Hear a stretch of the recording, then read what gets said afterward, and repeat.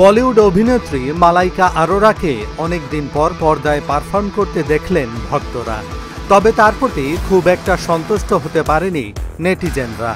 সঙ্গীতশিল্পী হানি সিং এর সঙ্গে নতুন মিউজিক ভিডিও চিলগামে অশালীন অঙ্গভঙ্গির অভিযোগে সমালোচনার মুখে পড়েছেন মালাইকা। ভিডিওটি প্রকাশের পর থেকেই সোশ্যাল মিডিয়ায় হানি সিং ও মালাইকাকে ঘিরে চলছে বিতর্ক।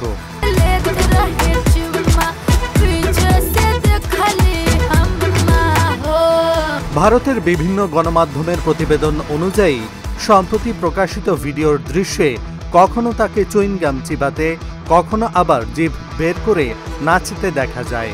এই দৃশ্যগুলো অনেক দর্শকের কাছে অশালীন মনে হয়েছে। নেটিজেনদের মধ্যে অনেকে লিখেছেন, নাচের মধ্যে কোনো আবেদন নেই, শুধু অশালীনতা।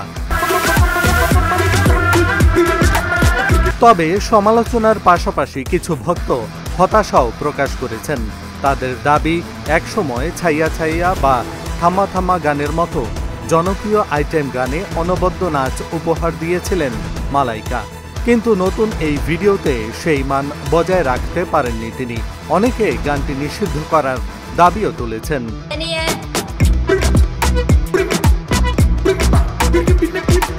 ভিডিওতে ব্যবহৃত নাচের ধরনকে টোয়ার্কিং বলা হয়, যেখানে মূলত নিতম্বের নড়াচড়া দিয়ে ছন্দ তৈরি করা হয়। অনেক দর্শকই বলেছেন, এই ধরনের নাচে স্বাচ্ছন্দ্য না থাকায় মালাইকার পারফরম্যান্স দেখতে অস্বস্তিকর লেগেছে। অন্যদিকে কেউ কেউ তুলনা টেনে বলেছেন, সুনিধি চৌহানের আঁখ গান বা তামান্না ভাটিয়ার গফুর নাচের মতো সুষমা ও কোরিওগ্রাফি এই ভিডিওতে অনুপস্থিত। এহসানুল হক, ঢাকা জার্নাল।